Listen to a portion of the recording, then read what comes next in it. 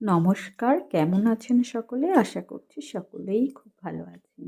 দেখছেন আজকে নিয়ে এসেছি একটি সুপার টেস্টি একটি ভেজিটেবল চপ। নিচ্ছি এখানে তেলটা গরম হওয়ার পরে আমি পাঁচফোড়ন দিয়েছি আর ডুমো ডুমো করে কেটে রাখা আলুগুলোকে দিয়ে একটু ভালো করে নাড়িয়ে চাড়িয়ে ভেজে নেব। দিয়ে দিচ্ছি একটু লবণ। বেশ সুন্দর করে ভেজে নিতে হবে। এবার এখানে দিয়ে দিচ্ছি আদা, জিরে আর একটু গরম মশলা পেস্ট করে রাখা। আর একটু ধনে ছিল। আদা, ধনে, জিরে আর গরম মশলা পেস্ট করে আমি এখানে ভালো করে মিশিয়ে নাড়িয়ে নিচ্ছি। দিয়ে দিচ্ছি বিট গ্রেট করে রেখেছিলাম। এই বিটটাকে এখানে দিয়ে দিলাম। আগে আলুটাকে একটু ভালো নরম করে নিয়েছি। এখানে দিয়ে দিচ্ছি একটু মটরশুঁটি। মটরশুঁটিটা ভালো করে মিশিয়ে নিচ্ছি।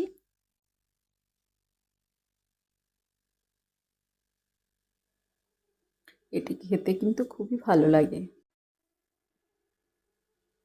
আর এখানে গ্রেট করে রেখেছিলাম গাজর।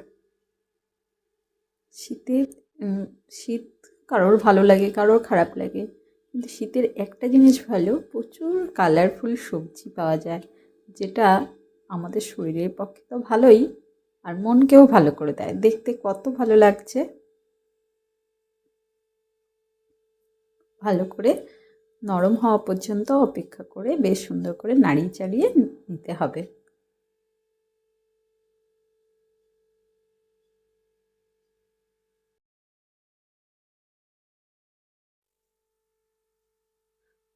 অনেকে এই সবজিটা পছন্দ করে না, তাদেরকে এইভাবে একটু চপ বা কাটলেট মতন করে যদি দেয়া যায় তাহলে তারা কিন্তু খুবই ভালো খাবে আমার যতদূর মনে হয়। আর এটা করেছিলাম আমার বরের আবদারেই।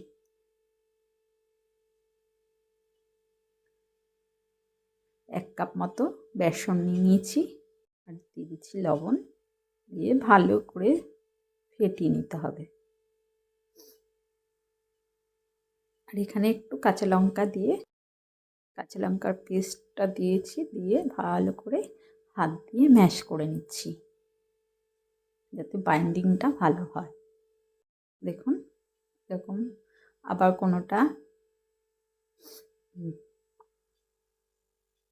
একটু বাদাম দিয়ে দিলাম,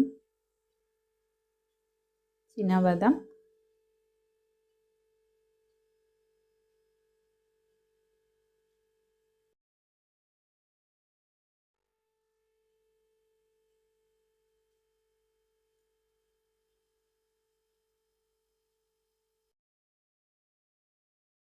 বেশ সুন্দর করে হাত দিয়ে কাটলেট আকারে গড়ে নিতে হবে। কোনোটা আবার গোল করে চ্যাপ্টা করে নিতে হবে, যে যেটা পছন্দ করবে। যে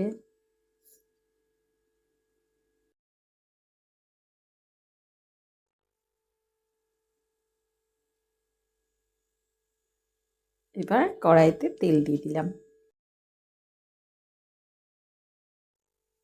তেলটা গরম হওয়া পর্যন্ত অপেক্ষা করতে হবে। আর এইদিকে বিস্কুটের গুঁড়ো করে রেখেছি। কাটলেটগুলো একবার বেসনের ব্যাটারে চুবিয়ে বিস্কুটের গুঁড়োর মধ্যে দুবার করে কোট করে নিয়ে বেশ সুন্দর করে চেপে চেপে নিতে হবে।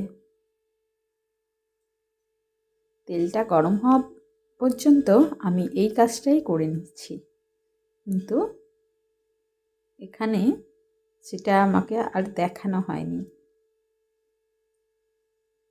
তেল গরম হলেই আমি তৈরি করে রাখা কাটলেটগুলো এখানে এক এক করে ছেড়ে দেব। দুবার করে কোট করে রেখেছিলাম বিস্কুটের গুঁড়োতে।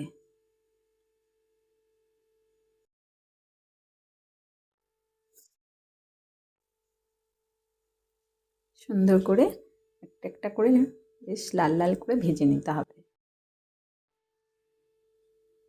এইভাবে ভেজে নিতে পারলেই তৈরি হয়ে যাবে মুখরোচক সুপার টেস্টি চপ।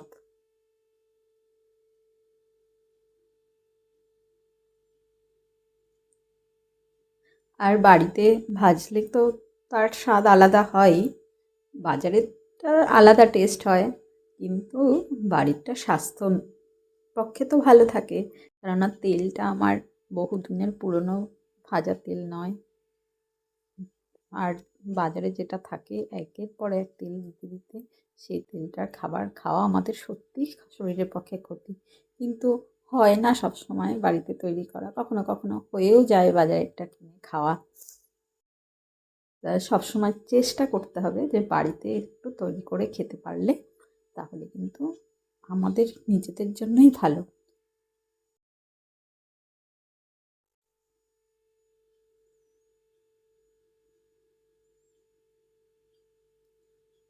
একটা একটা করে দিয়ে আমি ভেজে নেব। আর ততক্ষণ সকলের জন্য আরেকটা কথা, যারা আমার চ্যানেলকে সাবস্ক্রাইব করেছেন তাদেরকে অসংখ্য অসংখ্য ধন্যবাদ। আর যারা আমার সঙ্গে আছেন তাদেরকেও অসংখ্য ধন্যবাদ।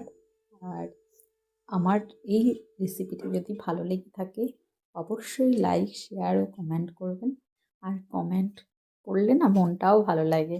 আর যদি কোথাও ভুল থাকে সেগুলো একটু বললে খুব ভালো হয়, কেননা আমি শেখার চেষ্টা করছি। সেই জন্যই সকলকে অসংখ্য ধন্যবাদ জানাচ্ছি যে আমার পাশে থাকার জন্য।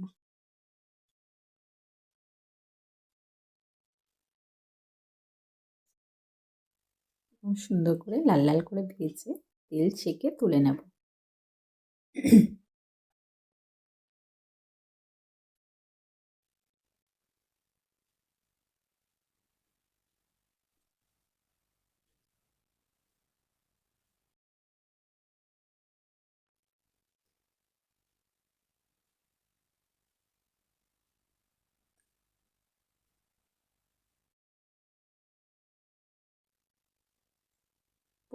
প্রত্যেকটা কাটলেট কিন্তু একই রকম শেপের হয়নি, এক একটা এক এক রকম হয়ে গেছে। যাই হোক, তবু বাড়িতে তো তৈরি, এটাই।